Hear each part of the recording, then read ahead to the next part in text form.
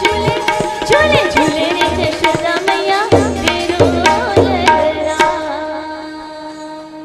बोल श्री कृष्ण कन्हैया।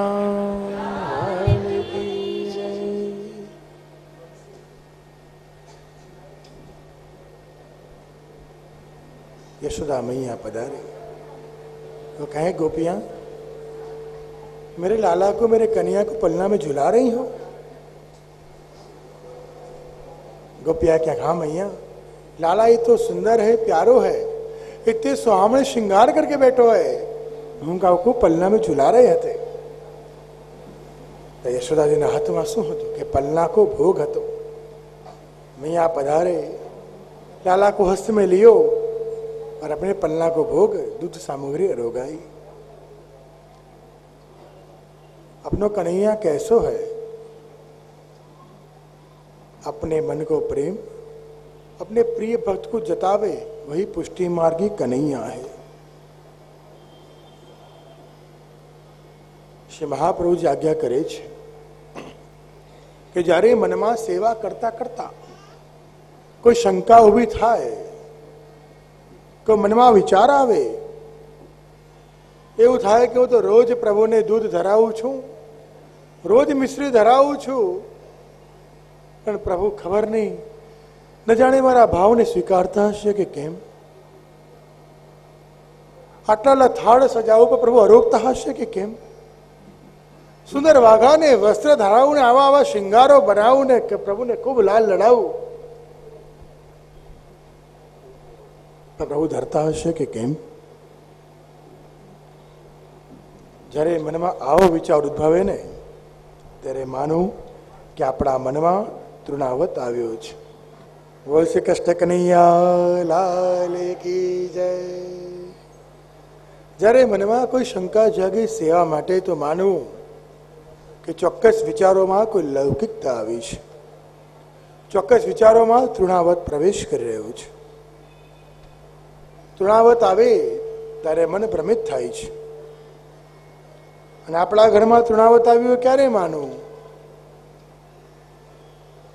કોઈ સેવા કરવા બેઠું હોય આરામથી બેઠા બેઠા માલાજી કરે છે આઈને ટોકી અરે આ શું કરો છો પેલા કે હું માલાજી કરું છું મારા ઠાકોરને ધરવા માટે માલાજી બનાવું છું અરે આવી રીતે બને જ નહીં ક્યારે કોઈ સેવા કરતું હોય એને રોકવું ટોકવું અને છેડવું છંછેડવું એટલે માનો કે આપણામાં તૃણાવતે પ્રવેશ કર્યો છે।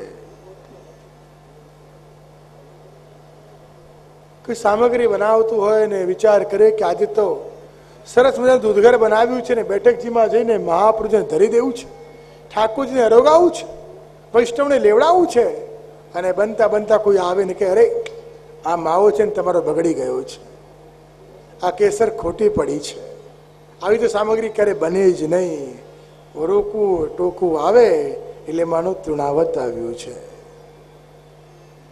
જ્યારે હું પણ અને મારાપણાનો પ્રવેશ થાય એટલે વિચારોમાં તૃણાવતનો પ્રવેશ થયો કહેવાય।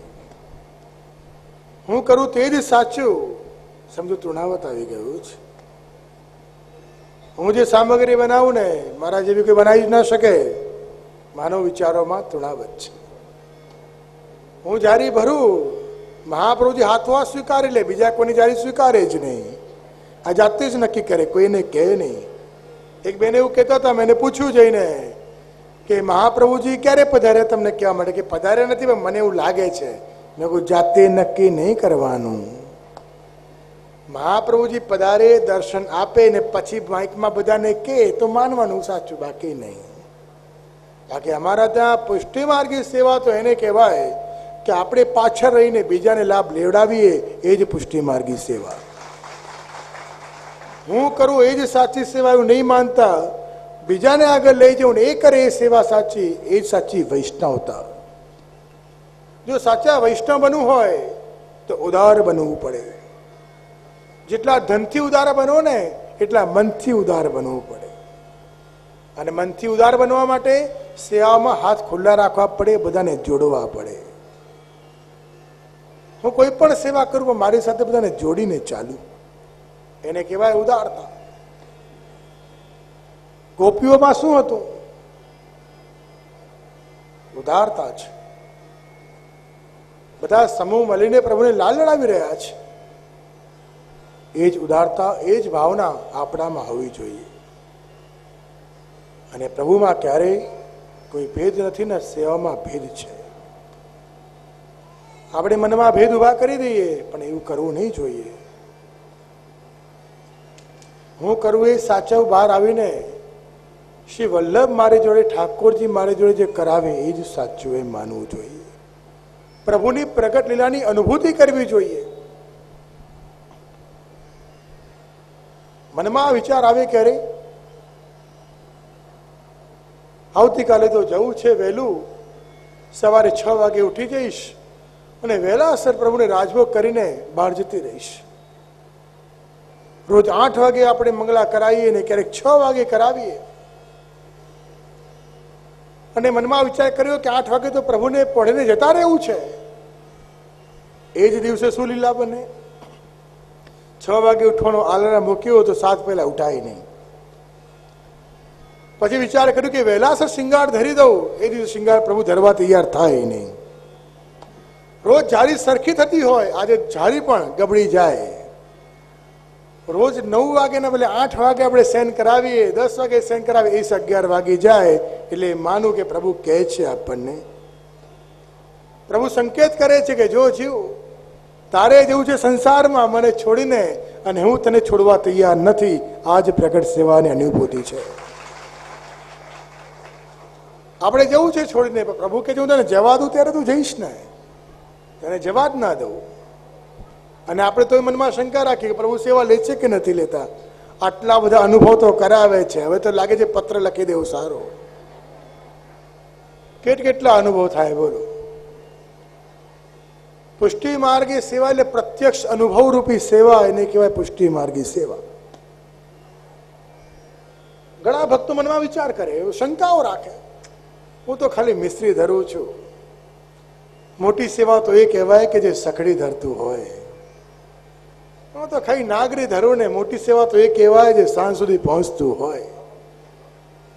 ત્યારે અમે વૈષ્ણવને કહીએ કે જો વૈષ્ણવ, શરણાએ મહાપ્રભુ શિક્ષાપત્રમાં આજ્ઞા કરે છે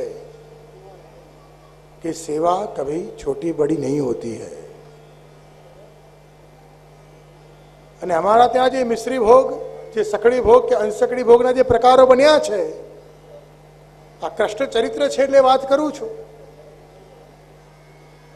એ બધા જીવના અધિકાર, અનુકૂળતા અને આજ્ઞા પ્રમાણે બન્યા છે, નહીં કે પ્રભુના પ્રકારોમાં પરિવર્તન છે. એ માત્ર ને માત્ર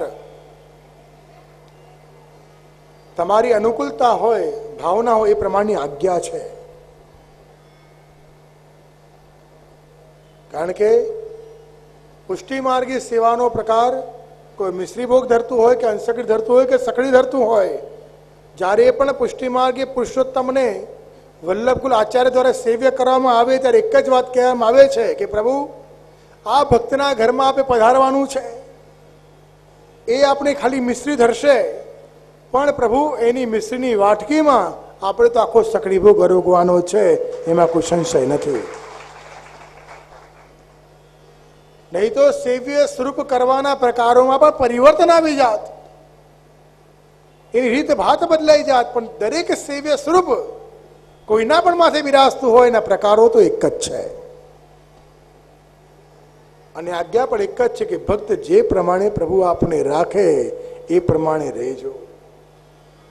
જેમ એક સંસ્કારી માતા પોતાની સંસ્કારી દીકરીને કહે કે બેટા લગ્ન થવાની તૈયારી છે, પત્રિકા છપાઈ ગઈ છે, હવે પિયરમાં કરતી હતી એવું ના કરતી, શાસ્ત્રમાં વહુ તરીકે રહેજે, સુધરી જજે, હો ડાઈ થઈ જજે.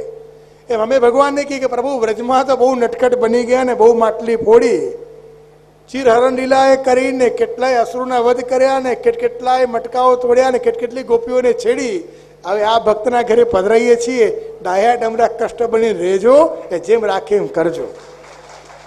એટલે ભગવાન કહે શ્રી વલ્લભને કે जैसे तुमने कही है वो जीव को हाथ मेरे हाथ में दियो है, अब मैं वाको हाथ कभी नहीं छोड़ूंगो. આ પુષ્ટિ માર્ગી સેવા છે. અને એ જ સેવા યશોદા સંગ લાલિત કૃષ્ણ, જે 11 વર્ષની 52 દિવસનો કૃષ્ણ છે, જે નંદાલયમાં રમણ કરે છે, ભ્રમણ કરે છે, વ્રજમાં નિત્ય નૌતમ લીલાઓ કરે છે, એ જ પુષ્ટિ માર્ગીય સેવા પ્રકારને, એ જ વ્રજના લીલાના પ્રકારને આપણે નિત્ય અનુભવીએ છીએ. તો જ્યાં મનમાં ક્યારે પણ એવી શંકા આવે કે હું જ કરું છું, ત્યાં અહમતા મમતા બાધક બની છે.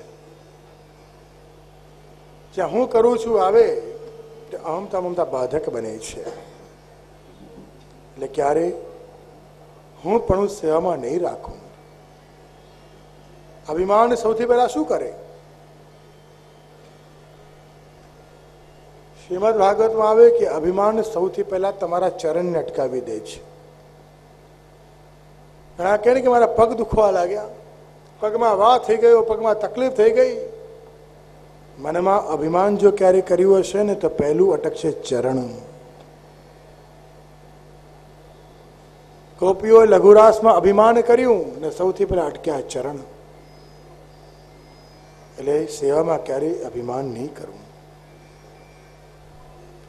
સેવા એ સ્નેહથી થાય છે.